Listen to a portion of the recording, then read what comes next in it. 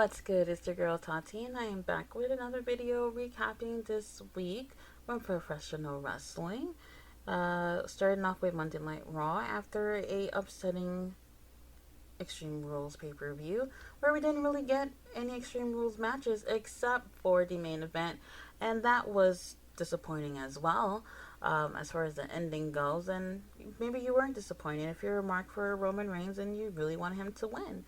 Um, Me personally, I knew he wasn't going to lose because Crown Jewels is right around the corner.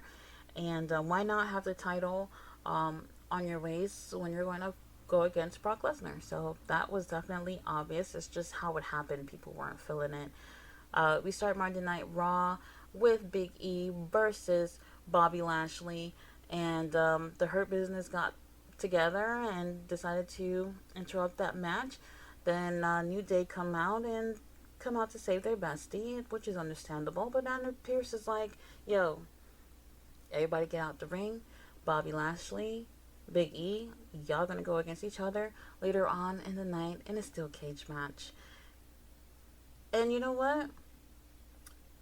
That match was okay. I'm not gonna lie. Ever since seeing the Young Bucks go against the Lucha Brothers, I don't know if anything's gonna top that right now as far as steel cages go. So I didn't really have too much high expectations with this. Big E did win this match. However, the feud with him and Bobby seems to be over. At least for the meantime, because Goldberg basically wants to get revenge on Bobby Lashley for him putting his hands on his son, and he basically let the whole world know that he was probably gonna kill him, right? So I kind of thought like, oh damn, like you going hard right now. Like obviously as a parent, sure, I guess I understand, but it was yeah, definitely interesting. So Bobby Lashley versus Goldberg at Crown Jewel. This is going to be an interesting matchup, and I mean, altogether, Raw was okay. I just have a hard time making it through these 3 hours. Sheamus is out with a broken nose.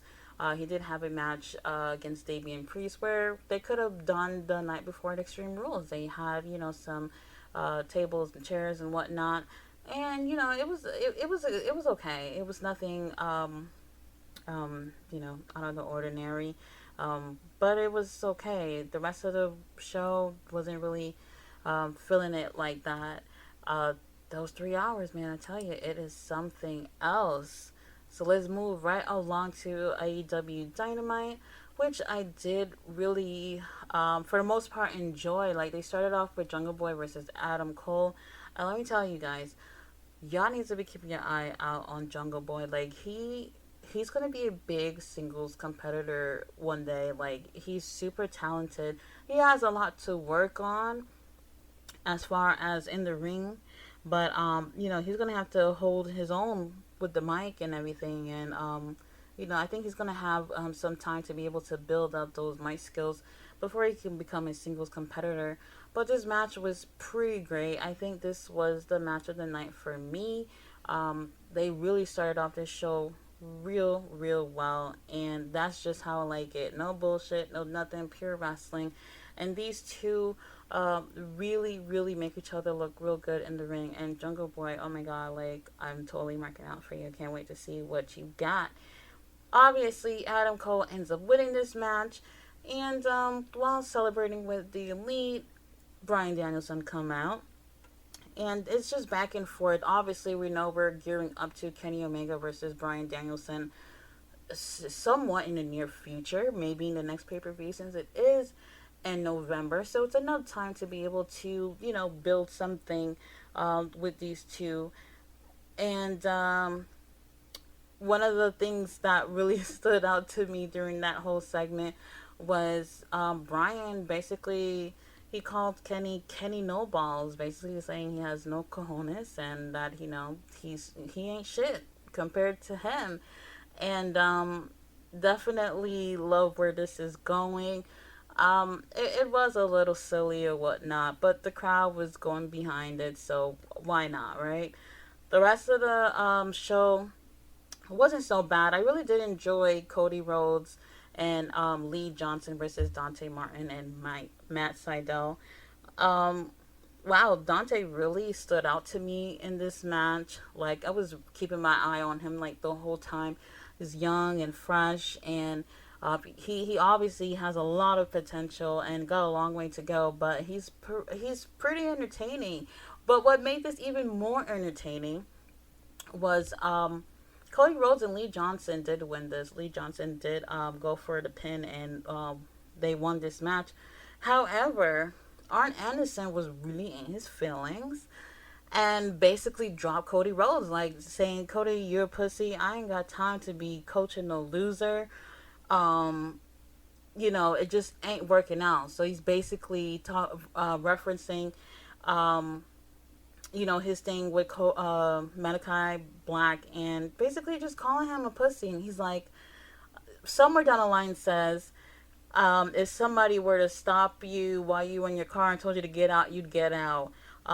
But if it was Arn, he'd have a Glock on him, and he about that life. And I was just like, what the fuck? Like, this is just so crazy. Like, it wasn't what I thought where it was going, but it was really entertaining. And so it's funny because it's like, you didn't really think that that whole thing was going to go over. Just a little moment. Sometimes you say something and it sticks forever, right? I don't know how long this one obviously going to stick, but this really just shows you like Arn is about that life, and now you can wear a T-shirt letting everyone else know about Arn Anderson. Don't fuck with him. It was a pretty interesting segment here. I kind of curious to see where they're going with this as far as Arn Anderson goes, since he decided to just take Lee and just bounce. Um, Other than that, it was John Moxley, Eddie Kingston, Darby versus Bear Country, and Anthony Green. Um, yeah. I don't have much to say about this. This is probably like my least favorite of the night. It was like barely okay to me. Kind of boring a little bit. These guys are talented. I actually really do like Bear Country, but I just wasn't feeling this match. Um, I forgot to mention that they were in Rochester, New York, which is uh, Brody's hometown, and basically paying homage to Brody. And the show was, everybody in the audience, a huge amount of people had these Brody Lee signs, and Brody Jr. did come out after the 16-man tag team match that they have, and Dark Order and Orange Cassidy did end up picking up that win, and Brody did come out, as well as his wife as well. Brody's wife came out as well, and it was pretty touching. I know that it's difficult. It's difficult, and everybody misses Brody. Other than that, the rest of the show was okay. MJF is a fucking savage, talking about basically Darby's straight edge because of a car accident that happened with his uncle, and his uncle ended up dying. And he said that it should have been Darby, not his uncle. So that was like the way he said it. Like, I'm not even doing justice. Like, his tone and everything, it was like, damn, like, whoa, that is crazy. Like, he don't give a fuck, and I like that. I like how real it gets.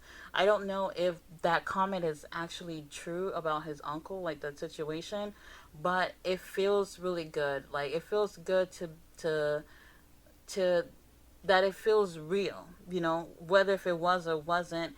And that's what makes it entertaining. Like, you don't want to be a bully and say something that barely hurts someone's feelings.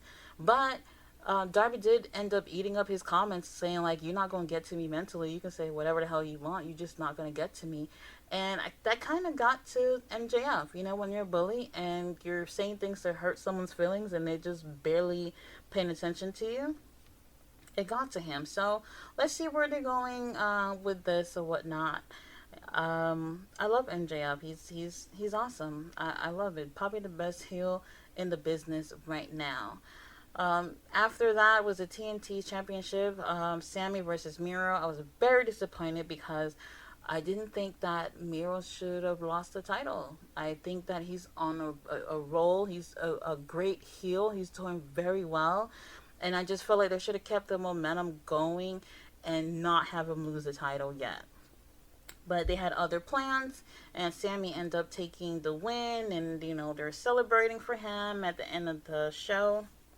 And they even was celebrating a little bit more during the new show, Cody Rhodes. What is it called? Rhodes to the Top. And I watched it. It was okay. If you got an hour to spare and you want to watch it, go ahead. Like, they do feature some of the wrestlers on the roster, so that's pretty cool. You get to hear from them or whatnot. And during the commercial breaks, they would actually cut to Sammy celebrating, and then later on, he addresses Bobby Fischer, who isn't part of AEW, but wants to have a match with him. So they're going to be going against each other on Dynamite next week. And it's interesting to see what's going to happen. I doubt that he's going to drop the title. But hey, who knows? I wouldn't be surprised if that actually did happen. This show was actually okay overall, but not happy to see Miro lose this title at all.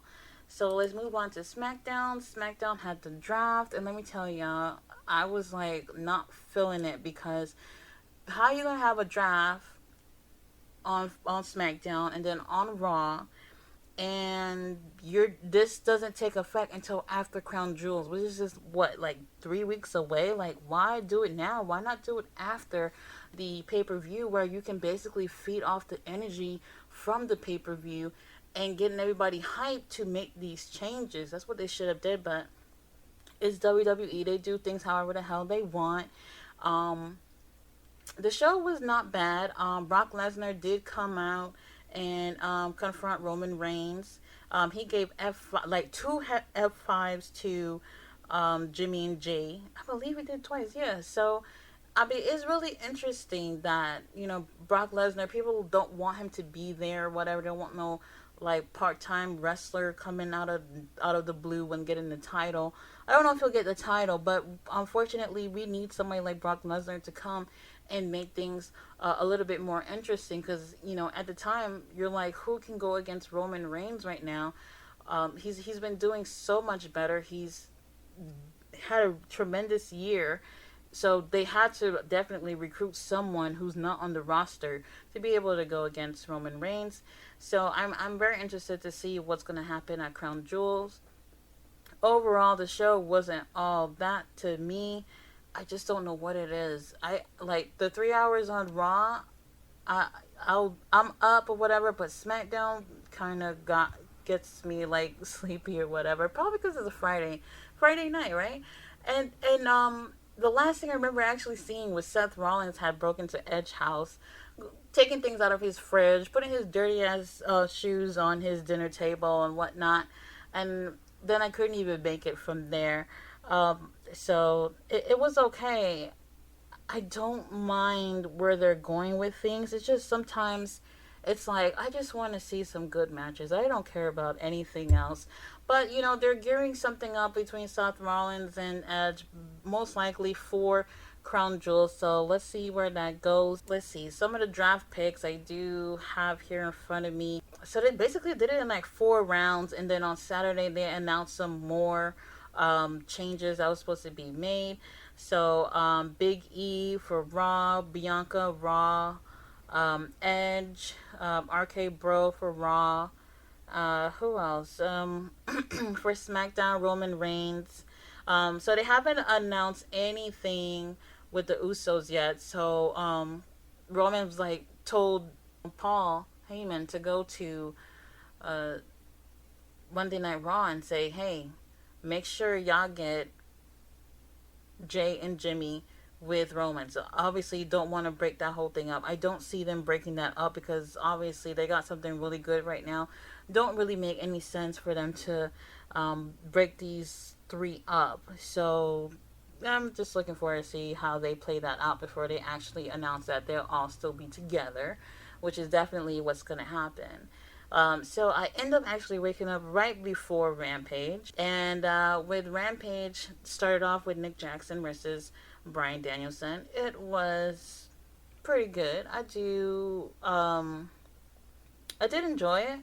Um, what I pretty much prefer is that even though Rampage is just an hour, it just feels so much more action packed. You're getting to see people who haven't faced each other already going against each other, and that's what makes it more fresh right now. Like I said in my other video, I don't really care about the ratings or whatnot, but I could assume that a lot of people just want to see something different. So having these two start off the show was pretty good, and I enjoyed the match a lot. Um, I'm interested to see where they're going with this whole thing. I actually like that it's an hour. It's not that bad. At some point they're gonna have to move it to 2 hours. But what I do not like is that it's taped. I'm pretty sure they have their reasons for it, but they're gonna have to do something about that in the future, because anybody can just get the spoilers and just skip out if they feel like skipping out on the show. And for those who do care about ratings, that will definitely hinder the ratings, because people could just go look it up, after that same night of Dynamite, and find out who wins. So the next match was Jade versus Thunder Rosa and Nyla Rose. I was disappointed with this match. What I noticed is that it should have been one on one with two of these girls. What I noticed is that sometimes they are kind of looking like they're just waiting to get in there, where they're supposed to be off on the side, all injured and stuff. They just look like they're just waiting, and it's like I feel like they're just not into it like how they should. So with these three, it didn't go how I expected. I was actually really excited for this, but it wasn't um, as great as it should have been. And Jade ended up taking the win after hitting Rosa with a chair several times, and it was what it was. I was kind of disappointed with this. And the last match was Orange Cassidy versus Jack Evans, hair versus hair. The one that Matt Hardy just basically volunteered Jack to do, which was funny. The match was okay. Orange Cassidy, he's different. He's different. That's all I can say. So basically, I didn't really enjoy this. But seeing Jack getting his hair cut, they started cutting it, and then they started shaving his head. Obviously, Orange Cassidy was not gonna lose this, so I wasn't surprised to see him pick up this win. Overall, the show was okay, nothing too great. Besides that, the Pro Wrestling Illustrated 500 came out, and definitely not surprised by Kenny Omega at number 1 and Roman Reigns at number 2. They both had a pretty good year, so wasn't really surprised about that. Bobby Lashley made it to number 3. I was expecting him to be like in the top 10s or 20 at least. Was surprised to see Jon Moxley go down to 6. I thought he would still be in the top 5. I mean, that's still like right there. Let's see, who else was I surprised? Darby Allen.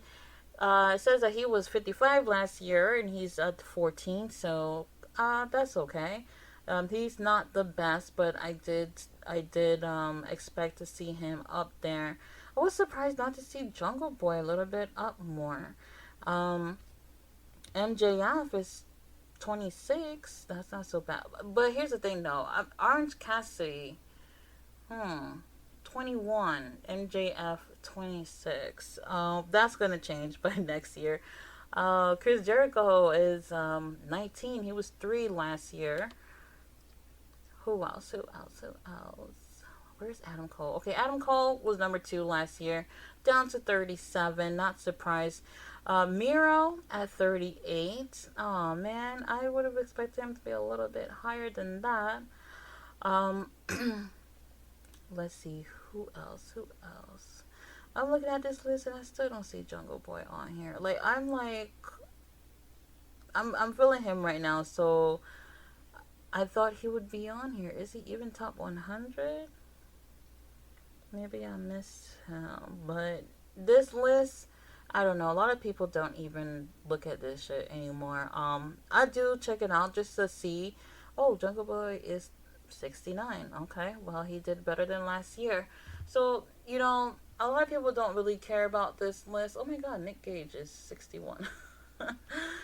Speaking of Nick Gage, let me move from this list because the GCW Fight Club pay per view is on this weekend, and I've been debating if I wanted to see this or not. And you know what? I think I'm gonna take a chance on it and check it out because um, I do feel like Moxley would be more in his element here with Nick Gage.